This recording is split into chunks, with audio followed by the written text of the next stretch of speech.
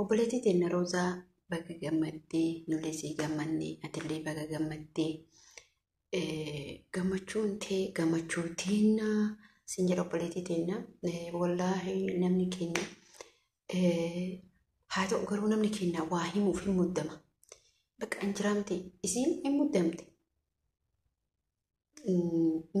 sirrimatti muddamte muddamuun isii kun immoo maal agarsiisa gammachuu isii keessaa agarsiisa jechuudha.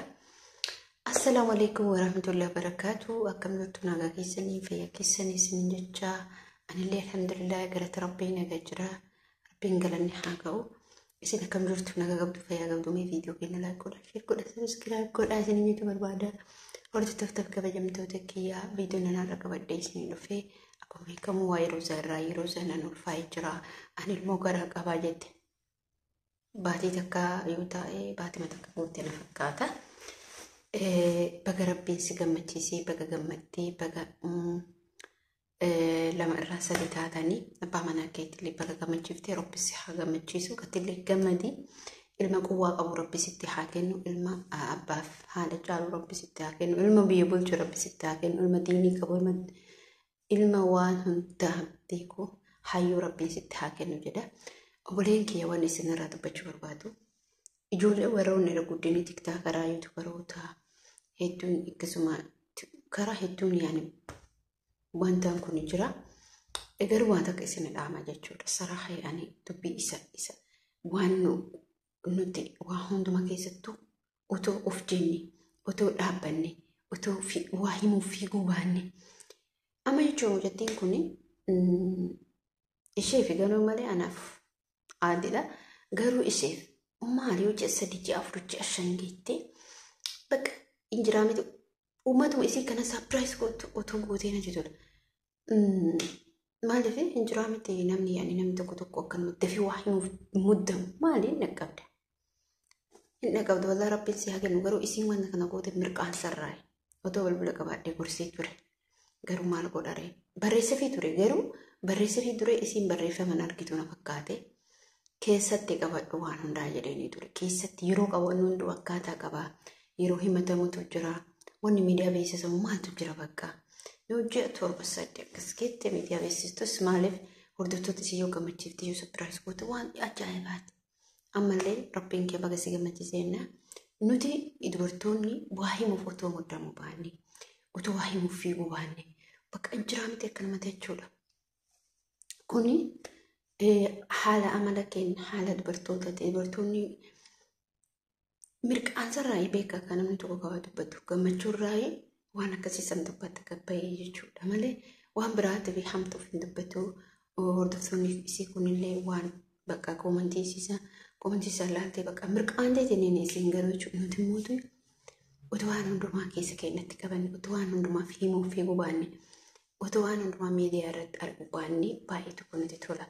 Maaliif miidiyaa irratti bakka ulfaa'uu dhaabdi maaltu nama galche seera qaba jechuun waan hunduu sootuma jedhamee himama.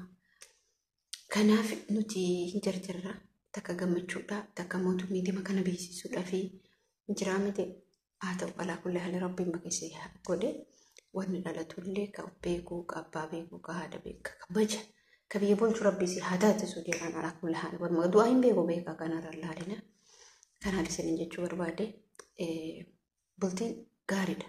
Bultii ijaarrachuun bareeda. Bultii keessa waa hedduutu jira. Barakatu jira.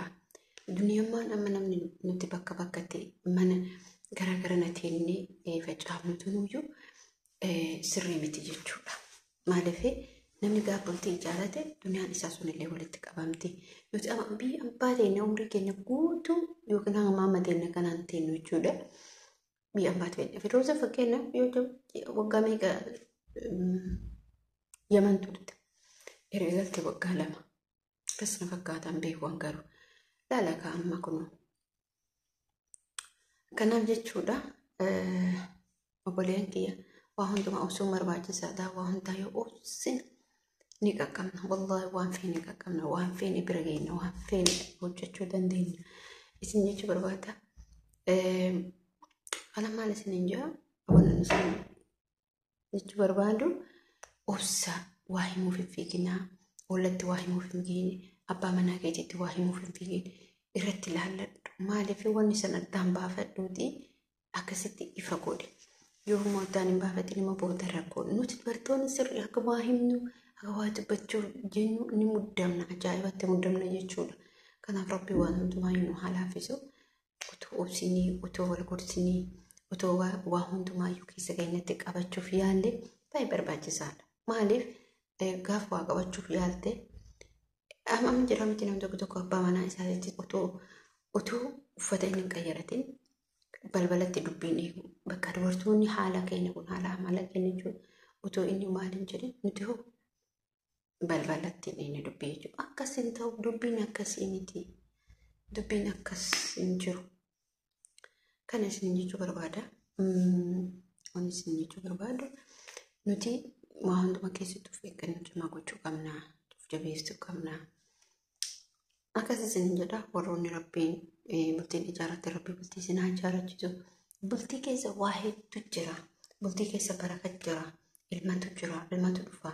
Jaalalatu dhufa. Yeroo hunda nuti amma mana ijaarraa meeshaa galfannaa maal jenneetiin umrii keenya dhufa. Wallaahi laziim jechuudha. Waan akka faayidaa nu qabu. Kuni duniyaan garuu faayidaa masiif qabdi. Garuu mootii duniyaan bultii hojii dalagatan wallaahi laziim barakaa qabdi. Sii barakatti jechuudha. Duniyaan adda dalagan waan takka mi'eema waggaa meeqa biyyaan baa kana dalagni. Waa buufnee hin beeknu. Waan nu buufnu yookiin nama muraasatu waan takka ishoo buufatu yookiin namni muraasni sunu sana buufatu. Wallaahi laziim mucaa wayiitu jira jechuudha. Waggaa sagal magaalaa Riyaad keessatti turte Jidda Riyaatti Jidda turte dhiifama. Mucaan tun waggaa 3 biyya ormaatu waggaa 9 biyya ambaa turte. Waggaa 9 biyya ambaa turte kana keessatti wallaahi laziim jechuudha bareedan kiyya otoo gaafa biyya galtu halaalata kan qabdu jechuudha. Abbaa manaa godhattee baate gaafa biyya baate. Abbaa manaa godhattee ilmoo godhattee biyya baate.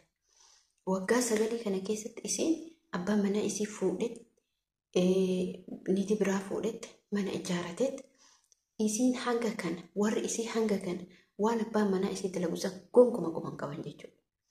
Obboleen tiyya ati hamma fedhallee ta'u wallaahi otomaatiin nama nyaate homaa miti. Gaaf kaaniin galtee mucaan kun asii kaatee gagalte yoo galtu abbaa manaa isii ilmoo godhate. Ilmaan isii sanarratti ijoollee 2 qaba. Qeessii san galgala ganama tuma. Ijoollee 2 qaba. Ijoollee 2 san yoo biroo galtu inni ilmoo godhate gaafa mucaan itti miti dhugaa godhachuu didee mucaan isitti dhugaa godhachuu didee gaaf kaatee galtu sumuni takka jechuudha. Birrii liqaatiin takka jette waggaa 9 biyya ambaa teettee ammallee takka jette ijoollee isii san akkasitti gattee ammallee takka jette biyya ambaatitti deebite birrii liqaatiin. Jarana nuti abbaa manaa namni godhatee ba'ellee badaadha.